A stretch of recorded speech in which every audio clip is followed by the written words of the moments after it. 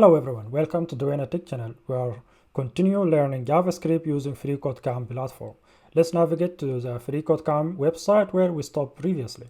So navigate to this tab. We stopped here in this challenge 51. We started to learn object in JavaScript. So in this challenge is showing us how to access any property in JavaScript object. There is two different ways to use. One of them using dot notation and the second one using a square bracket. And so this is a quick example here. If we need to access a property inside an object, we'll use the object name. For example, here is called object dot then the property name. And if you scroll down here in this example, the object called developer, if we need to access this first name, then we'll use the name of the object, which is developer dot name. This is the first example. The second example, we can use a square bracket. Usually we'll use dot notation when we know the key name or the property name. But for example, if we don't know the key name or this property name, for dynamic example, we'll use a square bracket. And we are going to learn about this example on the next tutorial. For now, it's asking us here to access the name inside the cat object and display that on the console. And now let's access that by calling the variable name for that object, which cat then dot then name. So this is a property that we need to access to be displayed. And now if you check your code, congratulations, your code is passed. And if you need to see this, you can see it on the console. So select here this console, you can see that is displayed. The console display at the bottom here. So some message changes, and in this challenge also is explaining the second way how to access one of the object properties using the square bracket. So for two example, if you don't know the object key name or property name, and the second example, if the property name or the key name has a space, for example, something looks like this, property space and name. In this case, you have to use the square bracket, and then you need to wrap this key name with a double or a single quotes. So this example here, this a key space name and value Greek. And then if you need to access this key or this property, you will call the object name or the object variable name, then square bracket, double or single quotes, the name of that key. And at the end here is asking us to display the number of legs key from the cat object. Let's just update this console log. Instead of this name, remove dot name, square bracket. And to access this property, so we need to copy this example here. Use double quotes and then name of the key, and now we should see that on the console. Check your code, and that is now is displayed here is 4. Congratulations, your code is passed. Submit the changes and move on to the next challenge. And in this challenge is telling us that we'll learn more about JavaScript object on the next tutorial, but for now let's apply what we have learned about the object. And before that is asking us to just remove this new object we created here, and then check your code. Congratulations, your code is passed. Submit the changes and move on to the next challenge. And in this challenge is explaining that the location variable is going to be an array, and this array will have a list of objects, and each object should have a name and as a key and assigned to relevant location. Let's do that inside here, the location array here. Let's create the first object and with the key called name, and then assign to this string town square. Then check your code. Congratulations, your code is passed. Submit the changes and move on to the next challenge. And in this challenge is asking us to add one more property inside this object, and the object is very similarly to the JavaScript array, so you can separate the values using comma. So it's asking us to add this new key called button text. So after this, add a comma. Let's add a new line here. And because this button text has a space, this key has a space, we have to wrap it with a double or a single quotes. And we are going to use double quotes to be consistent with the other example. And the value will be empty array, which is just empty square bracket. And check your code. Congratulations, your code is passed. Submit the changes and move on to the next challenge. And this challenge is asking us to update this button text array here with a text for the next 3 buttons inside go town assigned using this inner text. Let's go to go town and get the text for this 3 where go town function.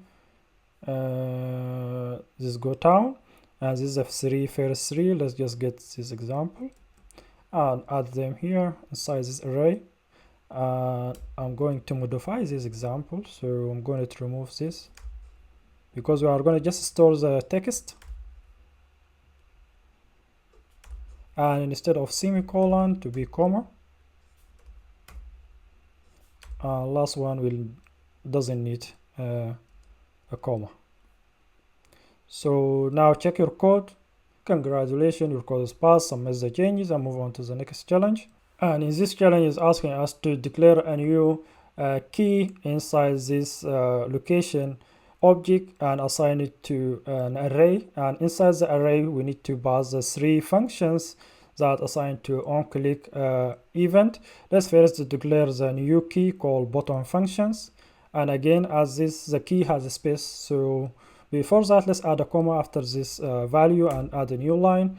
Because this key has a space, so we have to wrap it with a double quotes or single, and then colon, assign it to a square bracket, which is array, and as this instruction telling us to do here. So, and to include the 3 functions that assigned to onClick inside go town, let's go to the go town here, and these are the 3 functions, and we need these 3 functions. Let's go back again to this square bracket, add them here. Let's remove this button dot onClick event and add a comma after each of these, and except the last one. Modify the code to be more readable, and we do not need to wrap these with double or single quotes because these are variables. So variables, we will call them as they are. You don't need to wrap them with double or single quotes. Now check your code. Congratulations, your code is passed. Submit the changes and move on to the next challenge. And this challenge 58 is asking us to add one more key for this to this location object. Let's add a comma here and add a new line, and this is a new key because it's a one word. We don't need to wrap it with a double or a single quotes. The value of this new key to be the text assigned to this text dot inner text inside go town function, which down here. So this one example here, let's just copy this text and assign it to the new key that we added to location. And now check your code. Congratulations, your code is passed. Submit the changes and move on to the next challenge. And in this challenge is asking us to add one more object to these locations. And after this object first one, let's add a comma and add a object or curly bracket with the key called name. Then the value of this key is called store, and then we need to use the rest to be similar to this key here. Just duplicate these 3 properties here and then update their values. So remember, you need to add a comma after each property value to start to add a new key or new properties. We need to update the button text from this go store function. So this is a button text, so let's copy that and modify the first function for the button text to use this text instead. Let's remove this button dot inner text, remove equal, and make the code more readable. So let's just make it in one line and add a comma between this text instead of a semicolon. Remove this semicolon at the end here.